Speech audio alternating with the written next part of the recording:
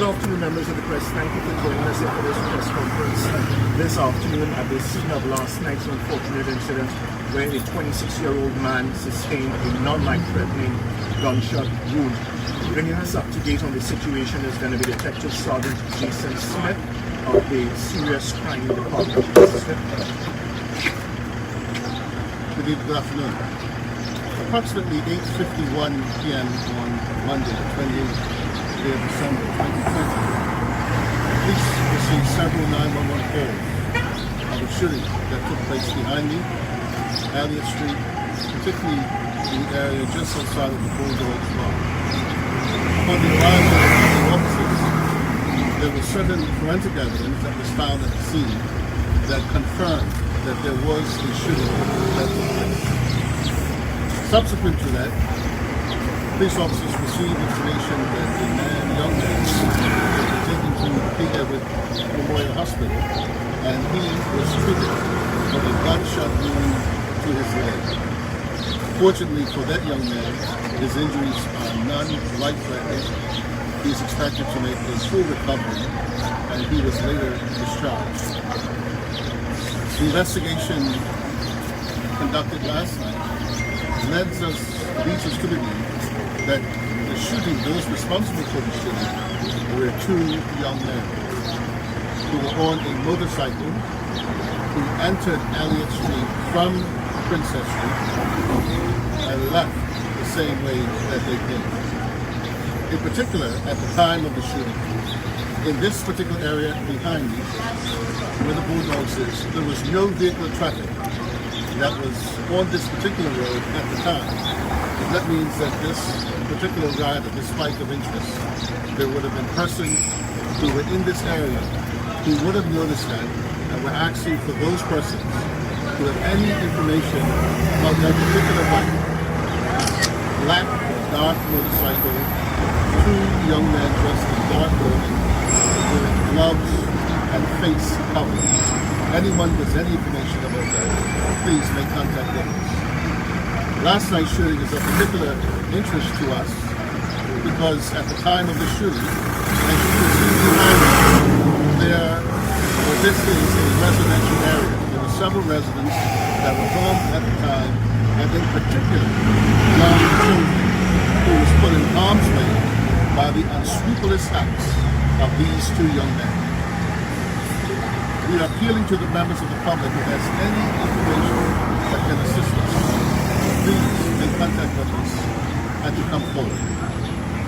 I would also like to address that social media, in particular as it relates to a voice message circulating that someone was killed last night.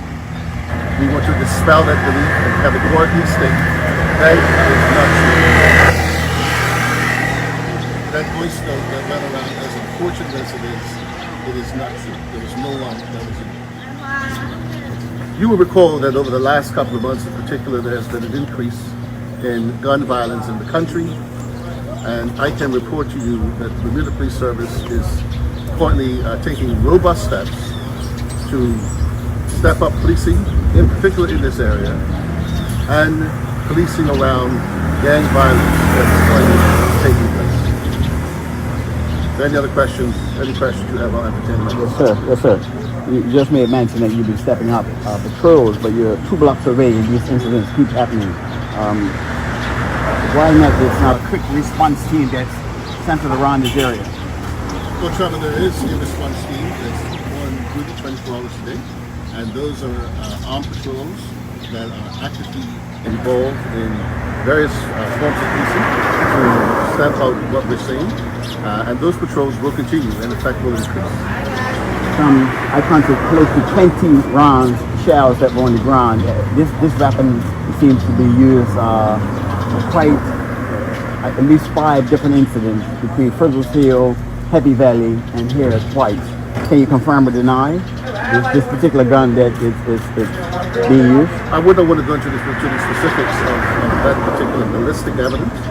What I will say is that the use of firearms in this country is illegal, and we are concerned by the amount of time, particularly the increased incidents of gun violence. My last question. I have a source at Hamilton Corporation stating that these cameras in this area are not working. What are your organization going to do to secure, number one, CCTV footage within this vicinity?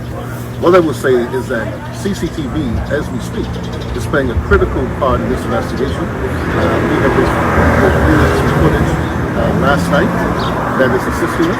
We are continuing. There are officers who are out as we speak, canvassing and obtaining more CCTV footage.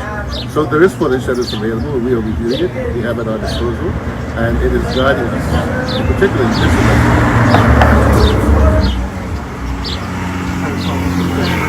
How many shots were fired? A large number of Multiple shots were fired, and again, as I said it earlier, this is a residential area. Residents that live here enjoy peacefulness and the tranquility of the night, and that was the search. But multiple shots, but it is alarming that young men, unscrupulous young men, but indiscriminately fired shots in a residential area that was endangers the lives of young people.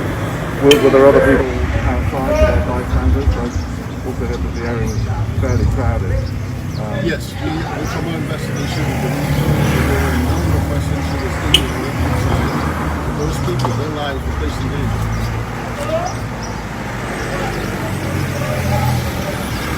But do you think that the victim was actually targeted, or do you think it was random?